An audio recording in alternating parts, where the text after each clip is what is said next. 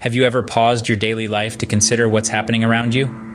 In recent years, the world has undergone rapid, sweeping changes, with events that seemed unimaginable just a few decades ago becoming our new reality.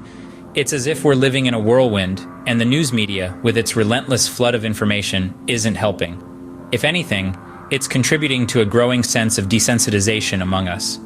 The constant barrage of headlines, alerts, and updates has created a sort of information overload, dulling our senses, and making it difficult for us to focus on what's truly essential.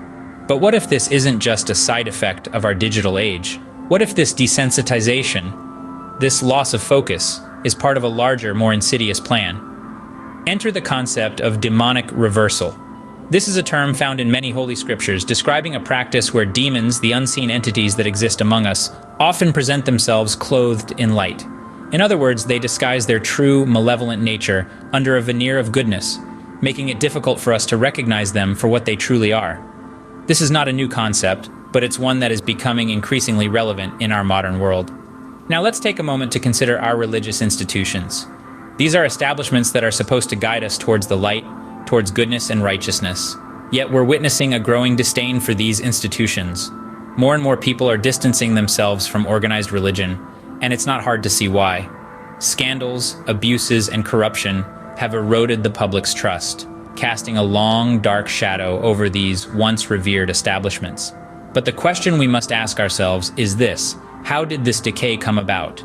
How did we get to a point where the institutions that were supposed to protect and guide us have become sources of disillusionment and mistrust? As we delve into this topic, remember to keep an open mind.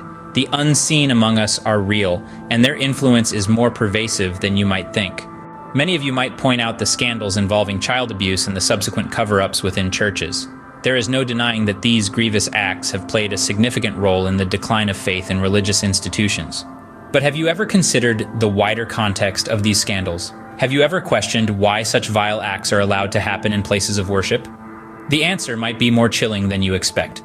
You see, what the churches are practicing is not an isolated occurrence. It's a reflection of a much broader, more sinister agenda, being propagated not just by religious institutions, but by the World Health Organization and our very own government.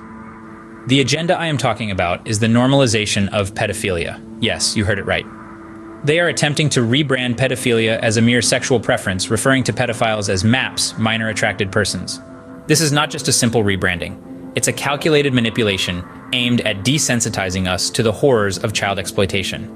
And where do we see this insidious influence most clearly? In the policies and publications that are being pushed out. Take, for instance, the WHO's brochures advocating for the sexualization of children as young as 0 to 5 years old. This is not education.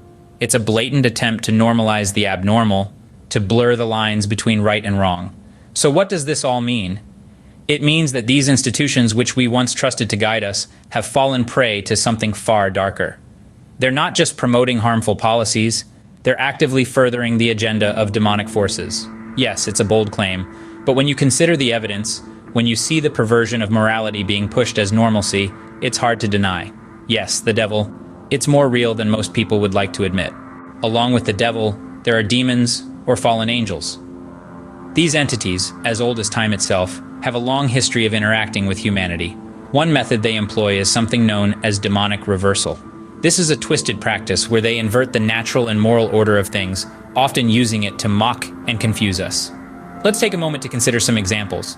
Have you ever noticed how some public figures seem to openly reference these entities? And not just in a metaphorical way. They use phrases and terms that are uncannily specific, almost like an inside joke. They're not hiding it, they're flaunting it.